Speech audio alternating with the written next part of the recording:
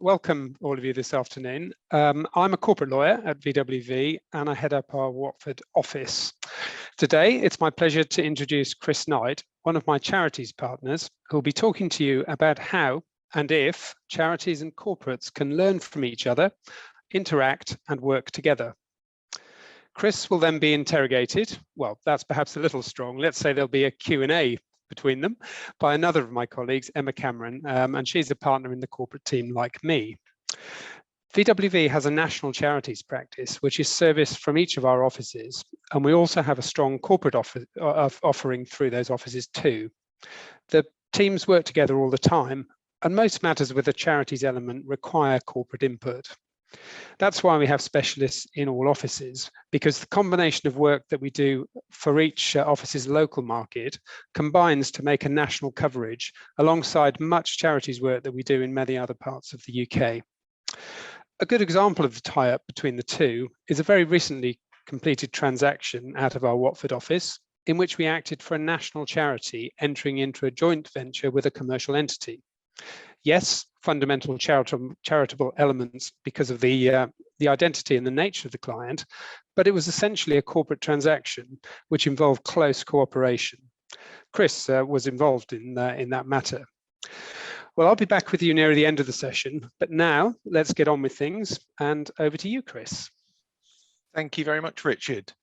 So charities and corporates. Well, the charity and corporate worlds have always worked together, sometimes well, sometimes not so well, often in parallel and sometimes in collaboration. So the question is for today, what can they learn from each other? What can we learn from each of those two worlds?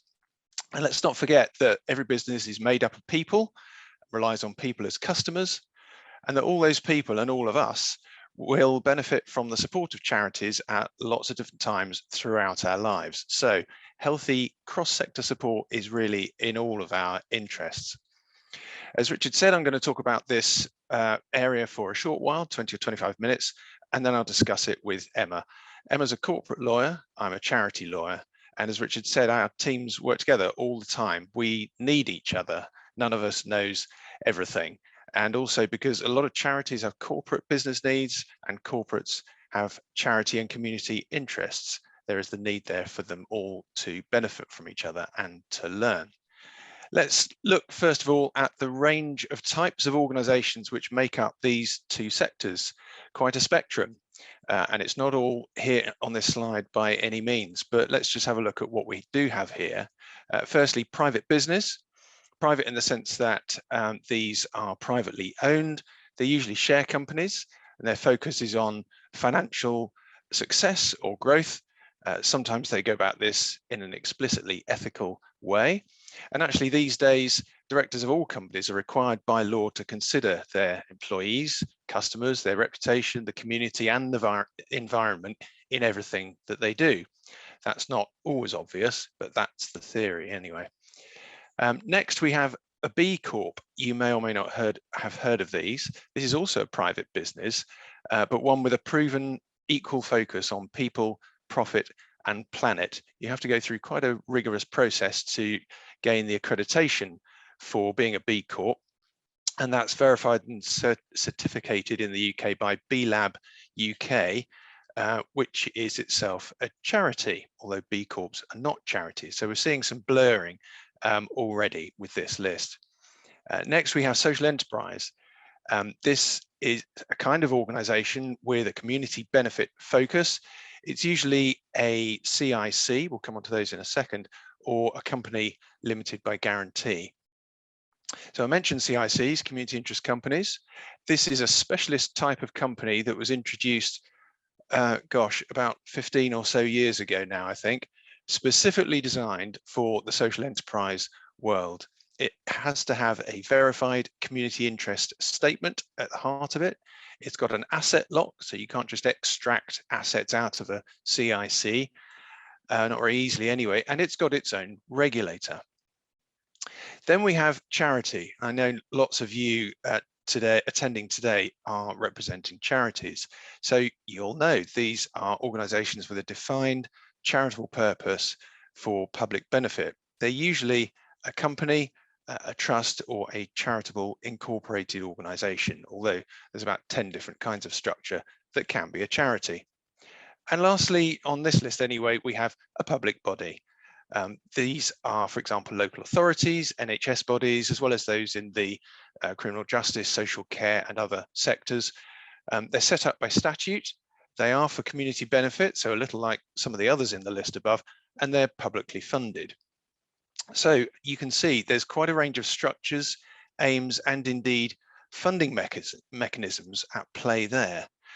Let's have a poll. Amy, if you could launch our first poll, please. Where are you within that spectrum?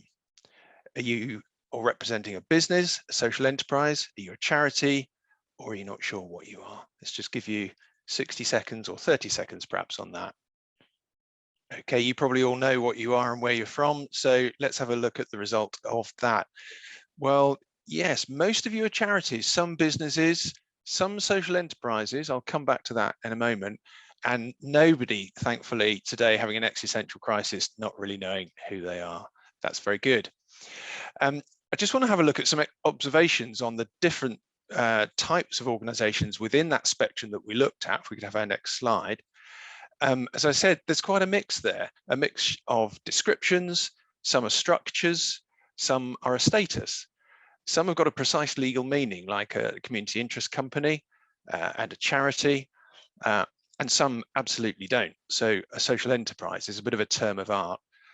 It can be a charity, they're usually not charities, it can be a lot of different types of structure. Also, they often operate in the same sector.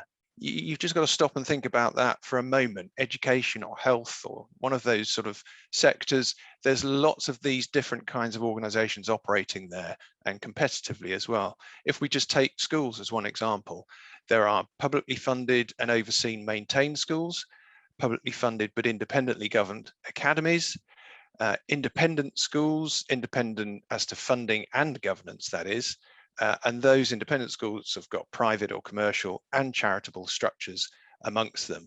So all sorts of different kinds of organizations operating in the one sector. So there is duplication and there is competition as well between the sectors and within the sectors. Do charities collaborate more than businesses? I ponder that occasionally. Well, it often seems that charities could do more to join forces. People say there's a lot of duplication in the sector, but I think they do collaborate quite a lot, increasingly so, and perhaps they need to for financial and other challenging reasons.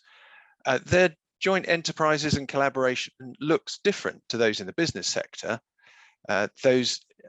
Usually the business aspect of a transactional deal between them is very generous, or no money changes hands at all. They're allowed to do that because they're supporting their own purposes through someone else's. And this is never more the case than when they merge. Whereas, as Emma will well know, private companies, on the other hand, they buy and sell each other all the time, and the deal is usually flavoured by the needs of the shareholders. There are also many shades in between, of course.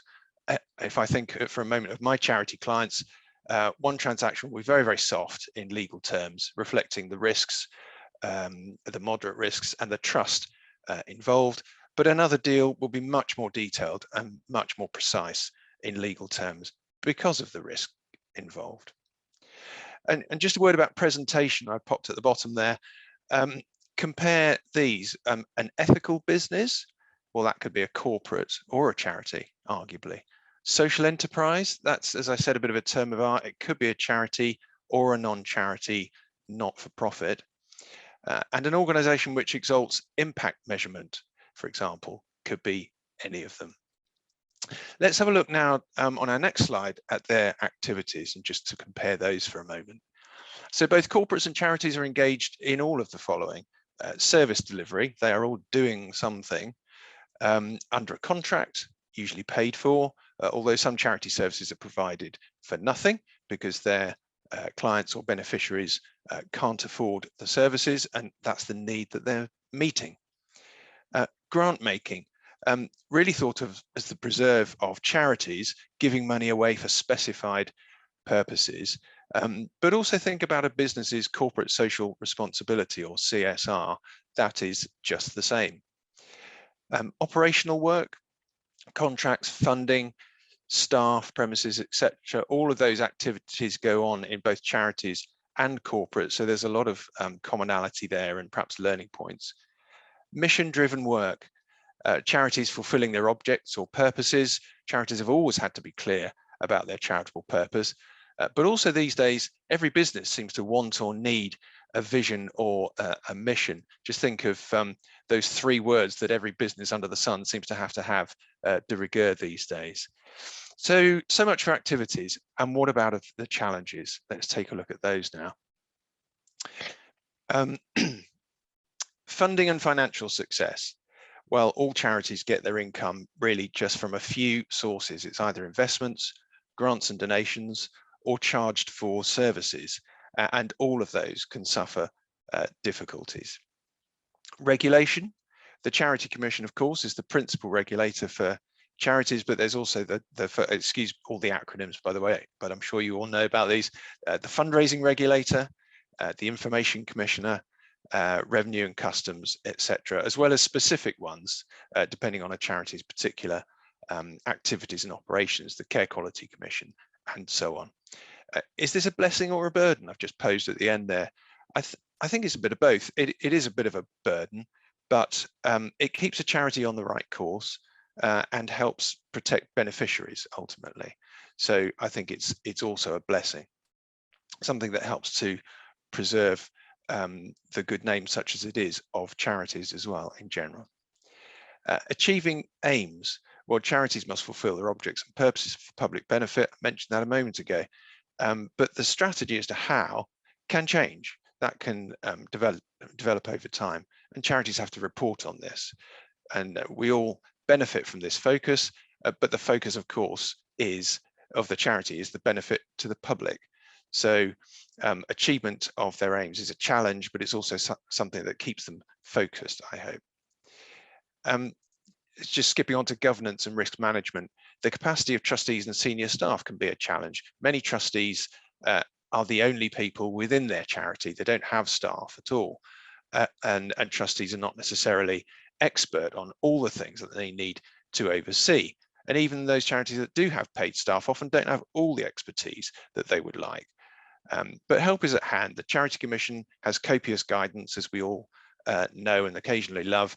There's also the Charity Governance Code these days to help on that strategic governance piece, and a number of specialist sector bodies in social care, almshouses, museums, and so on. There are also perennially sector issues. Responding to the changing needs and landscape in a particular sector is something that every charity has to respond to.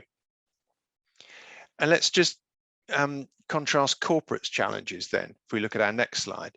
And I've simply said here, see above, because many of the issues that we've already seen for charities, funding, regulation, operational issues, risk management, and so on, can equally apply to corporates. And I know that my corporate colleagues have to deal with the legal outcome of some of those challenges for their clients. So with all those common experiences and challenges, how did corporates and charities learn from or benefit from each other? Let's just have a look now at collaboration between the two sectors, charities and corporates. So this is by no means everything, but here's just a list of some of the main ways, perhaps, that corporates and charities collaborate together. Pledges and support, that comes in many forms. Some corporates have a charity of the year. There are donated materials, volunteering days, match funding, either for the staff who are to undertake a particular endeavour or for a company-wide endeavour. Charities corporate membership schemes. This is where, as some of you will know, there's networking and visibility benefits for corporates being seen to be supporting a charity, and networking and, frankly, money for the charities. It's a source of income. And just a side note, by the way, these schemes quite often amount to non-charitable trading, by charities. So if any of you are involved in these, then just be aware of that. Commercial participation arrangements,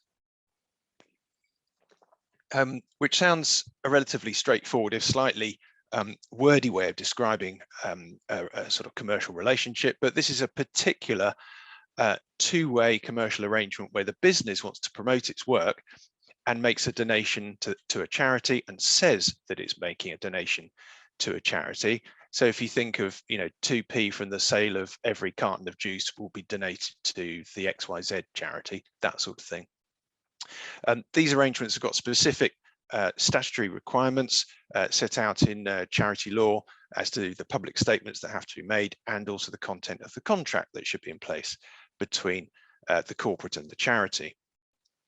Joint ventures, formal contracts for a common purpose. These can be good for both parties, although charities need to be careful not to take on inappropriate risk and obligations, inappropriate for a charity, I mean.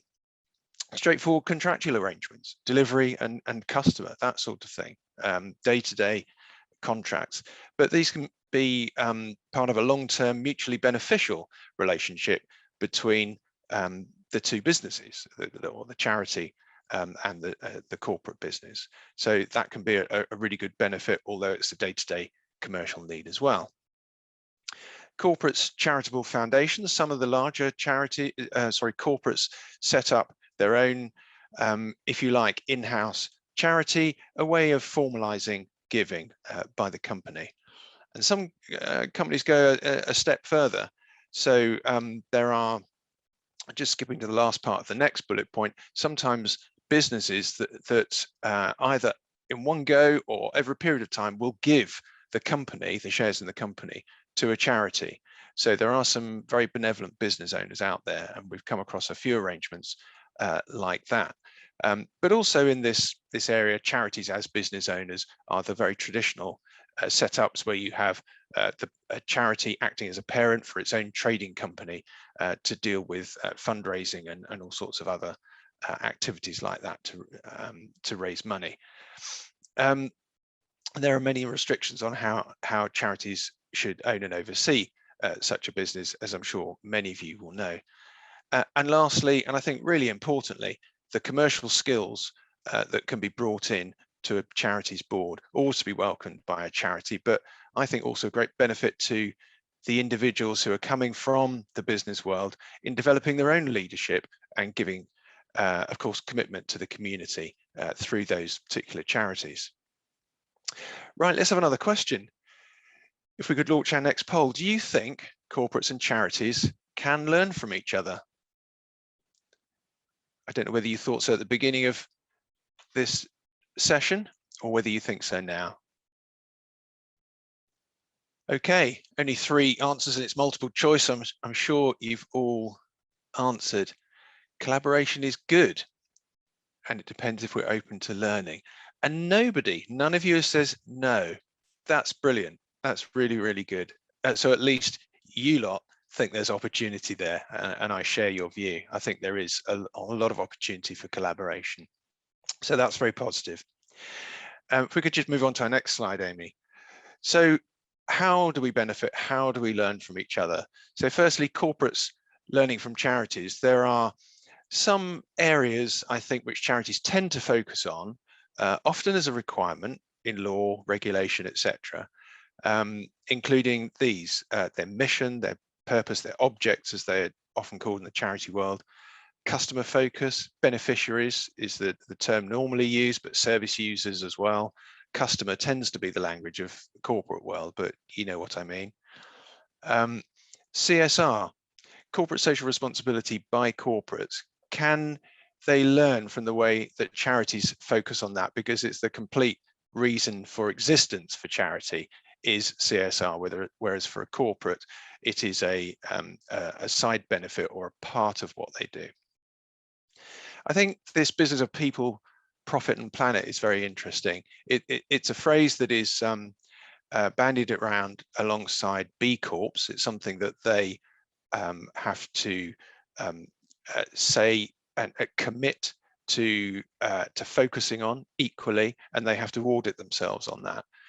But I think it's something, even if you're not a B Corp, that some corporates, some companies are doing more these days. There's a public market expectation for this, and yet it's something that charities arguably have been doing for a long time. We also talk in the charity sector and the charity legal sector about this planet point, climate and the environment, and there is an increasing demand from within charities and outside charities as well for them to focus on climate. And I think that's something that we're going to see even more so. I would expect the Charity Commission and so forth in months and years to come to be saying, you all need to focus on this, rather like they did at some point on safeguarding. There was a time when safeguarding was really a topic about looking after children, but then it became much, much more than that, and actually more for all charities. So the Charity Commission requires all charities to focus on safeguarding as a governance priority. So perhaps these are some of the focuses that charities have, either by choice or by requirement, that corporates can learn from. Quick story by way of a case study. There was a business this one that I was involved in. There was a business that wanted to develop an emerging leaders program. And part of this involved encouraging volunteering as a trustee or governor. And as well as the skills and commitment from which the charities and the schools benefited, of course, by, as I said a slide or two back, those business skills coming onto those boards. So as well as that, the individuals developed their own decision-making, risk management, and governance abilities. So I think that's what some slick people call a win-win. Let's have a look at the other side now. Charities perhaps learning from corporates. And as the larger part of the audience today is charities, perhaps this is the bit we need to focus on in particular. So in some contrast, but is it really a contrast? I don't know. Corporates often focus on, I think, some of these areas. Risk management, that's something I'm used to talking about a lot in the charity sector. But of course, businesses need to focus on this, corporates need to focus on this all of the time. A lot of it is around operational and commercial, but perhaps the discipline of risk management is something that can be shared. In fact, the risk management sort of matrix or modus operandi that I and others very often use, which is just a five-step thing, and you can almost break it down to 5 words, can be applied to both charities and corporates. So there's definitely some learning to be done there. A commercial and profit focus. Charities always have to balance their purposes, their charitable purposes, against commercial realities, operational realities. Some of them are better at doing that than others, but that is what they must do, and never lose a grip on either part of those two things. I think that's something that corporates do consistently, and charities could possibly learn quite a lot from the corporate world in that regard. I think just something around commercial pragmatism. A lot of businesses and my commercial and corporate colleagues will relate to this with their clients, will just take a bit of a view, be a bit brave.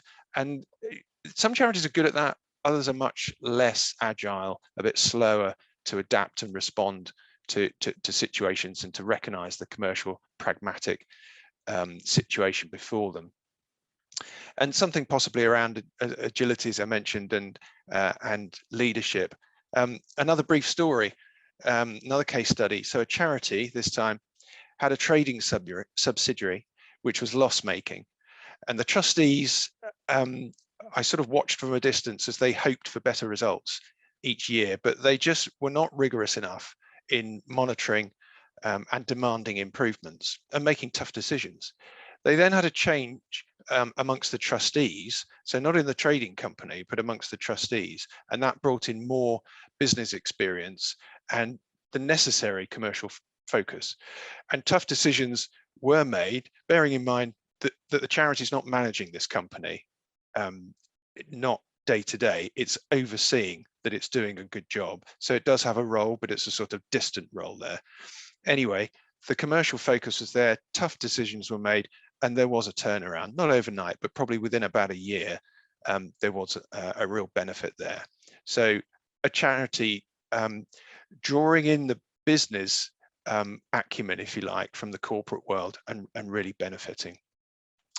So I hope we can reflect that, and probably you can from your own experience as well, but from what we've just chatted about now, that there are lessons to be learned by all in looking sideways as to how others go about their business.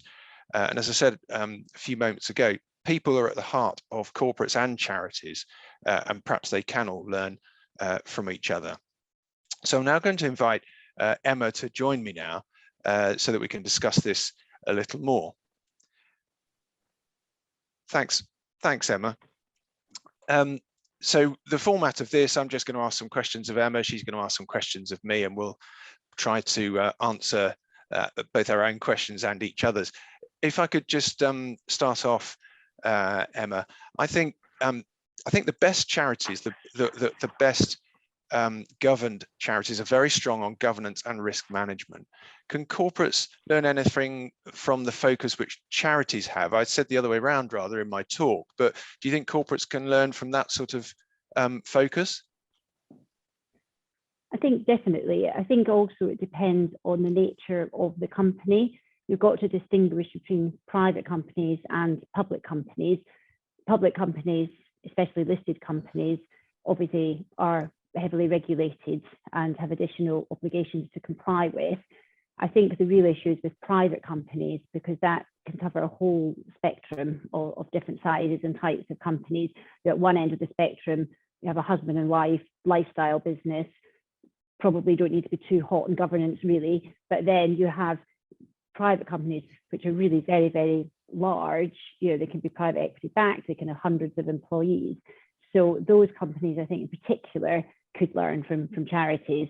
And I mean, even just my personal experience with some clients, I think quite often what happens with private companies is they almost sort of outgrow their governance infrastructure, because they can be very successful, they get very successful very quickly perhaps, and they don't have a board with independent directors on it perhaps, they don't have a mechanism for scrutinizing contracts, and certainly some of my own clients have ended up with issues because they've almost grown too quickly to have proper governance. So it's definitely that particular sort of size, that's a sweet spot of company, I think could learn a lot from charities. Yes. That's really interesting. Sorry, cut across you, Emma. That's really interesting, that point about speed of growth, because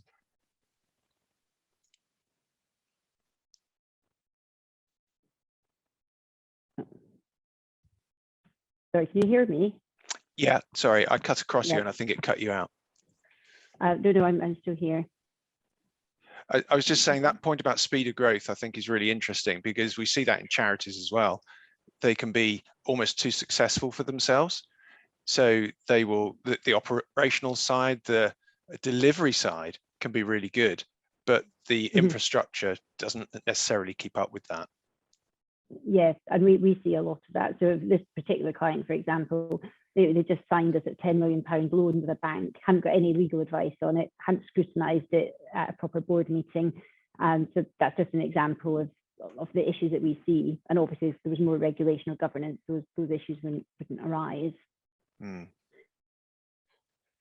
So I think that following on from that, actually, Chris, I've got a question for you, because one thing that I've seen again with my own client base is that increasingly they are interested in being seen to be more socially or environmentally conscious, whether or not that's because they genuinely want to be, or because they perceive that that's the right thing to do.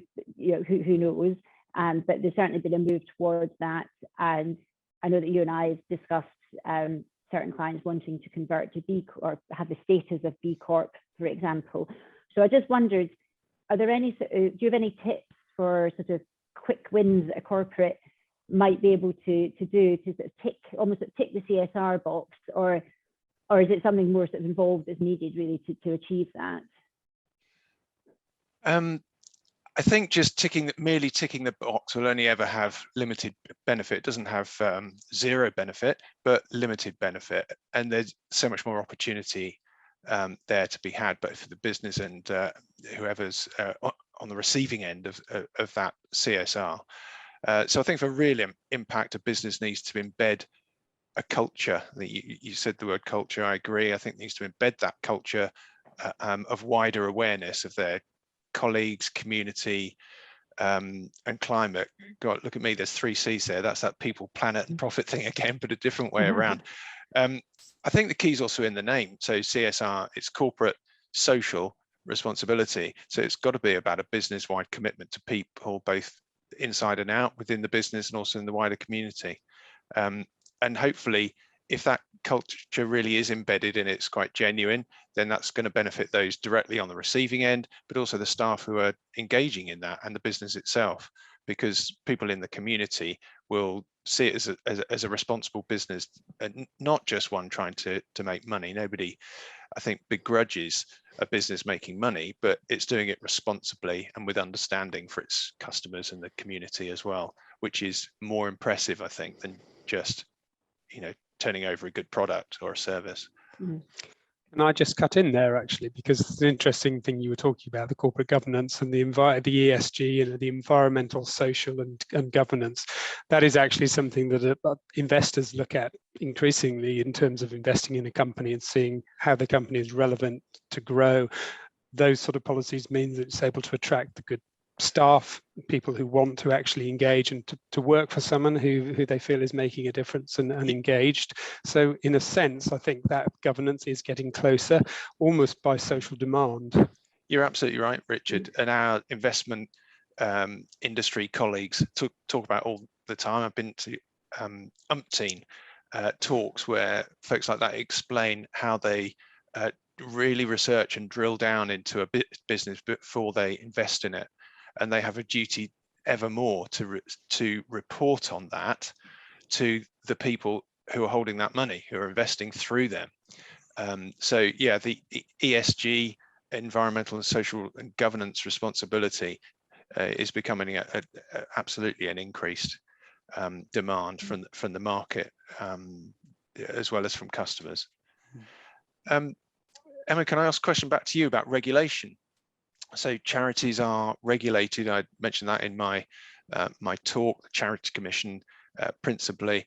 The Charity Commission is a really engaged regulator. Don't want to be rude, but Companies House isn't. It's rather more laid back about life, and I think this, as I said, the regulation can be both good and bad, a benefit and a burden. Can the same be said for corporates? Is there something to be learned there, or to be jealous of, or are they rather liking their freedom?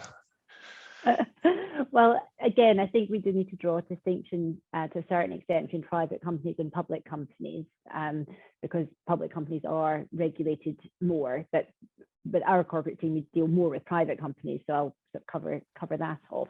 You're absolutely right. Companies House is not a regulator. I mean, that's not really its purpose. It is a registry, so it doesn't even really check the content really of what's filed. It is just a registry of what it receives, and also it doesn't have, the information might not be up to date because you don't have to immediately file certain things, and it might not be complete. So at the moment, for example, you don't have to file details of every single shareholder. It's only shareholders over a certain amount. For that information, you'd always look at the register of members. Obviously, that might change because there's lots of pressure for the ownership of companies to become more transparent. But at the moment, that's how things stand. However, I think it's not necessarily fair to think that companies operate in this sort of wild west with no regulation whatsoever. I think the problem is there is actually quite a lot of regulation, but it's all piecemeal and it comes from different angles and from different perspectives.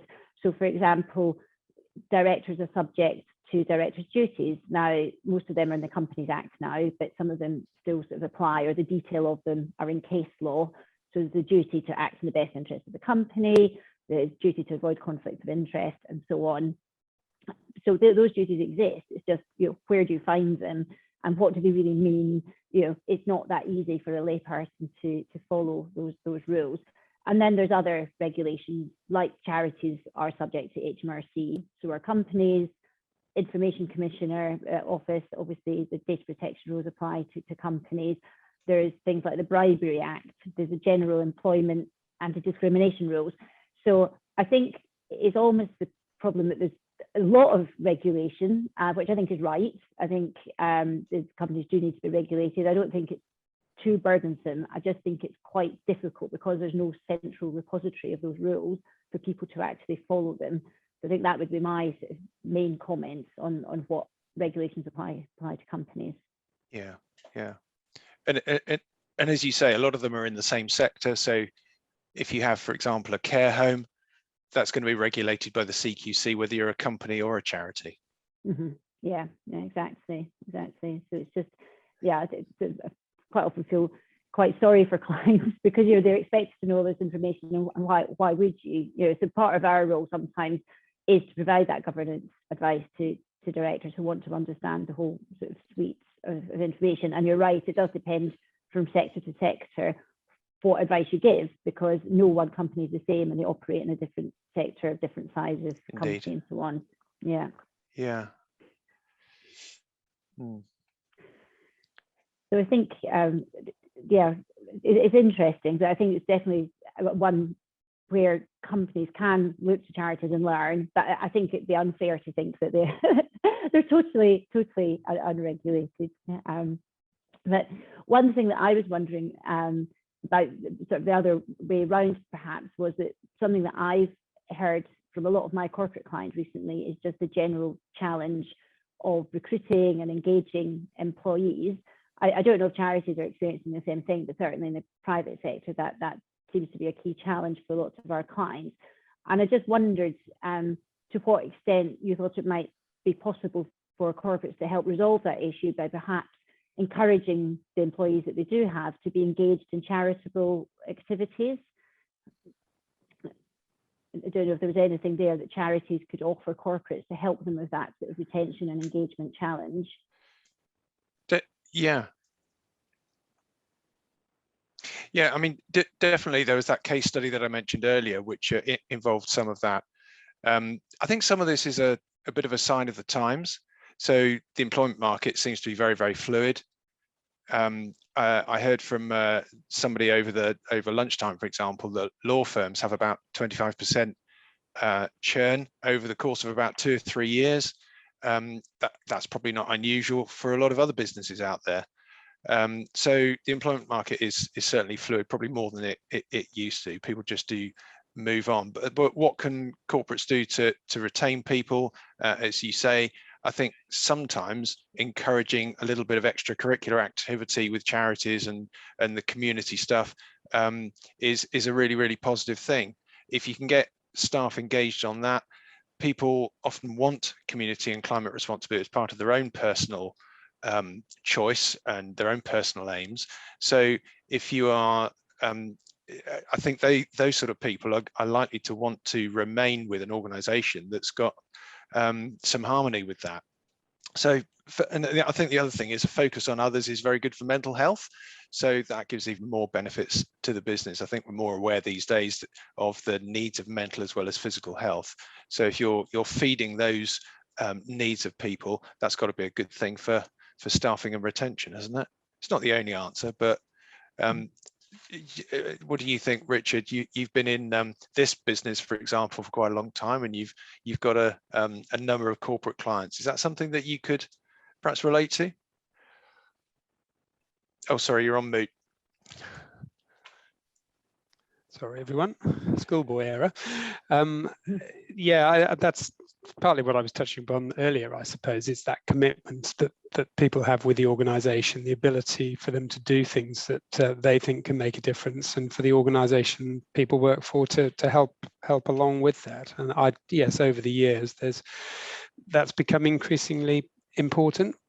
Whether it's increasingly important or has just become visibly more important, but where previously maybe people did things off their own bat, but they're expecting that within the work environment as well now, and that's I mean, that's got to be a good thing, I think.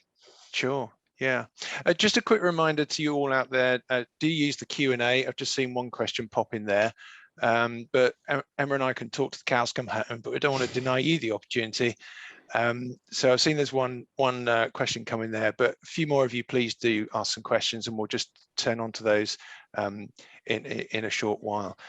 Emma, can I ask, that point I mentioned in my talk about expertise and commercial, now sometimes trustee boards do struggle with commercial experience, and they can do all the sort of gap analysis and whatever that they like, but you've got to recruit to meet that need. How can they learn from the way corporates are run so as to help address that? Because people running companies, it must be the same. They don't know everything, do they? So how do they deal with things? What can we learn? I think one thing that's certainly the area that I work in, a lot of my clients are very good at just general networking and learning from each other. And my understanding is it's the same as within the charitable sector as well. Charities might network with each other. But I think, I don't know, for example, via local chambers of commerce and so on, there's lots of different ways that charities can informally engage with businesses as well as formally by having people on their board. So that's definitely something that I think would be worth exploring. I think the other thing is to consider who you have on the board, and obviously you want people with commercial experience. I think, for example, I talked about smaller businesses. Well, actually, somebody that's run their own business, as opposed to being a very senior person in a very large corporate, might actually be very well placed to help on a charity board, because they really will have been turning their hand to everything. It's not like being in a large corporate where you've got the FD and the HR director, and everyone's got their little role. Whereas in a smaller sort of family-run business, people will have to sort of turn their hands to a lot of things. So they've got a lot of that general experience, which I think, from what you've been saying, Chris, it sounds like would be really valuable for charities. And also, another thing that you mentioned was just the sort of pragmatic nature of the decision making. If you're in a smaller business, you do just sometimes have to get on with it. So I think one thing I'd encourage charities to do is to look beyond the person who's been a director of a very large corporate, and perhaps also just look at people who've maybe run more mundane businesses but really been at the coalface and had to deal with a real variety of challenges. Yeah. I'd also encourage charities to just throw the net quite wide if they're looking for trustees. It can be rather obvious. If you need somebody with understanding of a particular sector, if you're an arts charity, then you want an arts person on the board, then that's one thing, and you cast your net there. But if you want broader business experience, then if you've got a database of supporters and newsletter readers and donors, etc., you could recruit through that. You don't know who you're going to get, and you can always obviously filter those down to the most appropriate person and shortlist an interview like anything. But I think casting the net wider than just who do we know is a good thing. I think sometimes charities are surprised at who they catch by doing that. It can be a real benefit. And presumably, Chris, that's important for potential skill set gaps or just general experience in an area or a location. Yeah, I mean, there are some charities that I've seen with, and sometimes I've put this in, they have in their governing document, their articles or whatever, their constitution, a requirement that when they're recruiting, they try to meet that broad skills pooling that you need for a board to make really effective decision making. So if you all have the same background, you don't get such a rich understanding and quality of debate and therefore decision making. So but whether it's in your constitution or not, I think that's a really valuable thing for charities to have in their mentality to recruitment. Yeah. Just sort of picking up, Chris, on something that you mentioned in your talk, you talked about joint ventures, so something much more formal than just sort of collaboration. Perhaps that might even be setting up a specific joint venture company or something. If charities and corporates are collaborating like that, do you have any suggestions as to how they can ensure that one side doesn't take advantage of it can actually be set up in a way that's truly sort of beneficial for both sides? Have you got any experience in that, or any learning from things you've done? I think just briefly, and then we'll turn to the questions that delegates have put in. Just really briefly, I think it's good to put yourself in the other person's shoes, the other party's shoes. A good joint venture has got a common overarching purpose, but often the parties want slightly different versions of that common purpose, that common aim. I know that's certainly the case in the corporate world. But if you don't try and understand and accept what the other party wants, it's going to end up in the courtship stage. It's going to be a bit of a sort of horse trade. But if you do put yourself in the other person's shoes, it's more likely you're going to get long-term success out of it. And you know, an extended and trusting relationship, it might go on longer than the originally planned joint venture. I mean, Richard, you in the intro, you talked about a deal, and I think I know the one that you mean. That was quite difficult to put together, but ultimately we've completed it. Hooray! But actually, that just means you've done a long negotiation, we signed the documents. If it doesn't work, it's going to be down to the parties now. They need to put themselves in the other party's shoes to try to really make it work. So yes, the documents might be clever and really well dovetailed, but they've got to make that work themselves on the ground. And part of the reason for the documents being of that nature, though, is to hit all those issues and cover them, so that actually people are very clear on what they need. And you don't really want to be going to those documents for a dispute scenario. The only time you would go to them really is just to keep yourself on the roadmap of where you're going. And, it's thinking ahead and managing that risk. Yeah. So do you want to go to let's do that here? Chris, have you? I don't know whether you've got visibility. I only read the first one. Which do you suggest that we all answer? So, well, let's take as I think your question is one, but in two parts. But basically, Chris, it's around the eligibility of gift aid donation by subsidiaries to parents. I don't know whether that is something that you would cover in your ability. So basically, you've got a property investment company charity as a parent, and a property investment development group as the subsidiary, and that trading subsidiary gift aids taxable profits to the parent company to fund objectives. I don't really see any reason why, in principle, the HMRC should query that. I mean, the principle is if there's, it doesn't even have to be a charity's own subsidiary. If a tax-bearing company makes a gift to a charity, a registered charity, then that would be beneficial for both parties. The charity gets the money, that's a benefit their side, and for the company that's giving it, then they don't pay corporation tax on the money that they would have had to pay if they didn't give it away. So there's a benefit for them in reducing their tax liability. That's how corporate gift aid works. I don't see really, unless there's some sort of inappropriate tax avoidance, and I don't mean Tim's situation, but if there's some scam at foot, then they absolutely could object to it. And there have been a few quite well-known scandals in the charity world around that, not necessarily with gift aid, but it might be gift aid, it could be VAT, it could be property rates relief, and all of those sorts of things. There was quite a famous case called the Cup Trust in the charity sector a few years ago, which was a massive gift aid scam.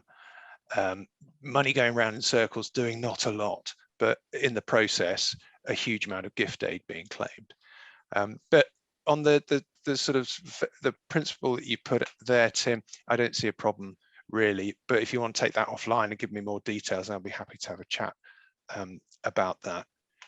While I've been jibber-jabbering, Emma, I don't know if you've read the next question, but let's have a look at that one. Question to both. In your experience, what works well to facilitate corporates to cascade their support for a charity right through the organisation and vice versa within the charity? What about on the corporate side, Emma? This is just really from sort of personal experience, even just without our firm. I think something that works well is there's initiatives that involve teams. Because that's a good way of getting a variety of people at all different levels to engage. So, for example, what we've just recently finished doing the Princess Trust Future Step Challenge, and we've had teams across different sort of service disciplines, so our corporate team, property team, charities team, but also more importantly, like Lynn says in the question, across different levels of employees as well. I think that really helps, rather than just having initiatives that are sort of one person going off and do their own thing. I think the team aspect really helps. So that culture, I mean, don't want to proliferate meetings too much, but you do have to engage people, as you say, at all levels, don't you?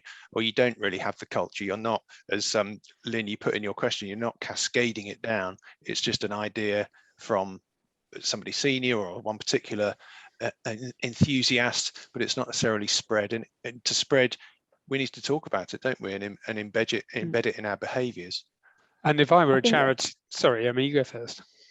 I was just going to say, and also make everyone involved in choosing that charity as well, so that there's buy-in from the outset as to what charity is actually being supported. I think that helps. Sorry, Richard, I cut across you. No, it's fine. I was just really about to say that if I were a charity choosing a corporate, in a sense, it's, well, great, someone wants to support us.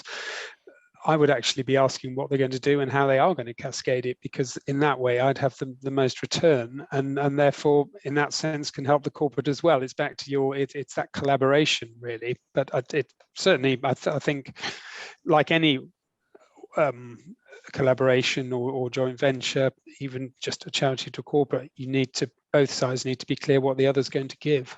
And these things can breed an awful lot of enthusiasm. If you get not necessarily somebody senior, but a real champion or a few people to really lead it within a corporate a company, it can really be a very enthusiastic thing to sort of galvanize general commitment to the business, albeit through doing something fun. You know, people going off doing bake sales and 3 peaks ascents and whatever else. It can be a great thing to bind people together in the business, as well as doing the good for the charity, can't it? Absolutely, absolutely.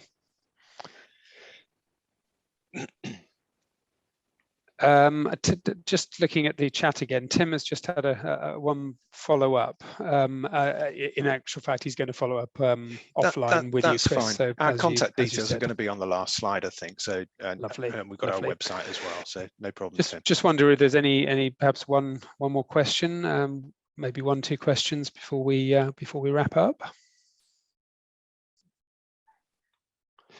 I had one for you, Chris, a very quick one, and maybe it's, I don't know, not quite on patch, but why be a charity and not simply a non-charitable social enterprise?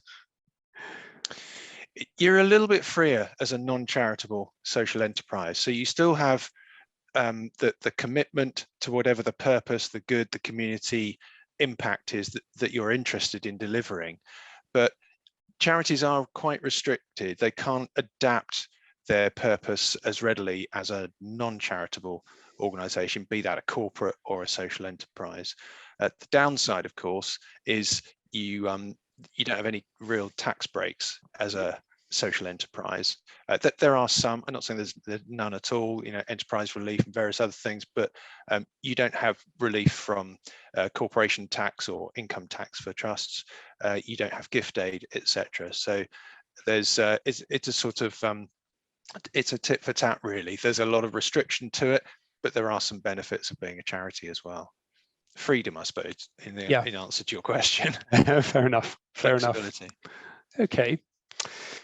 And just a final quickie, almost as like a couple of words answer. Give me some examples of B Corps. Any you can think of? Body Shop, I think, is one, isn't it? I think famously it was one of the first ones. Yeah. It's a movement that started in the States and is rather bigger there than over here, but we do have some in this country. There is one law firm, or one that I'm aware of actually, but I'm not going to name it just to give free publicity. So yeah, there are now quite a few B Corps in this country. Yeah, so it's not just a company which has very overt environmental and ethical marketing. You don't have to be in the sort of environmental space, so to speak. No, it can be anything. There are food companies, packaging companies, all sorts that are B Corps, just because that's the way they've chosen to go down that road.